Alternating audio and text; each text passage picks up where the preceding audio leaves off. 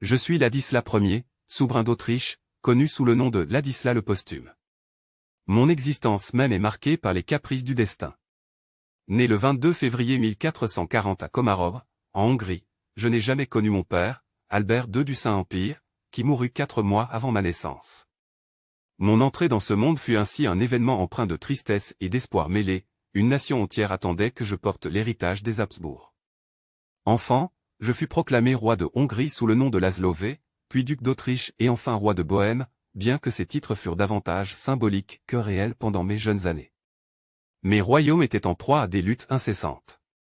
Des factions rivales se disputaient ma tutelle, et pendant de longues années, Ulrich de Sié, un puissant noble de Styrie, et le régent Frédéric III, mon cousin éloigné, furent mes protecteurs de fortune. Leur rivalité définissait mon enfance autant que les intrigues politiques qui foisonnaient autour de moi. Mon éducation fut rudimentaire, mais suffisante pour me préparer à mon rôle de roi. On m'enseigna les langues, la religion et l'art de la guerre. Pourtant, l'isolement dans lequel je grandis me priva d'une véritable expérience du pouvoir.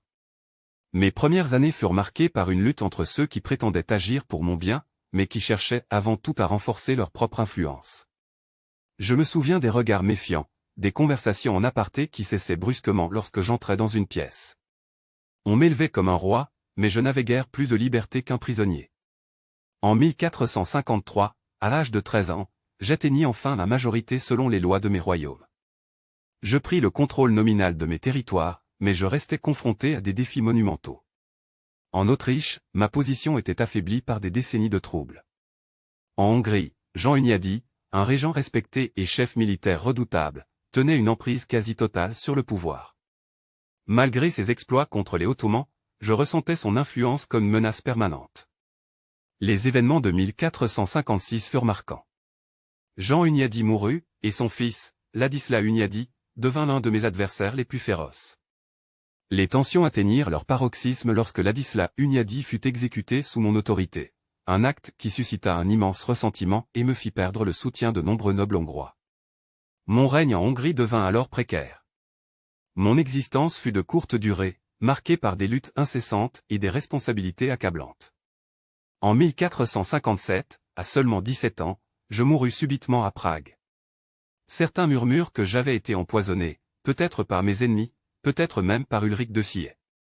D'autres pensent qu'une maladie emporta ma jeune vie. Quoi qu'il en soit, ma mort mit fin à une époque tumultueuse, mais elle ouvrit la voie à une nouvelle ère pour la dynastie des Habsbourg. Aujourd'hui, je reste un souverain énigmatique, un roi qui n'a jamais eu la chance de pleinement gouverner. Je ne fus qu'un pion sur l'échiquier politique de mon temps, mais je laisse derrière moi l'histoire d'un héritier pris dans le tourbillon des ambitions des autres.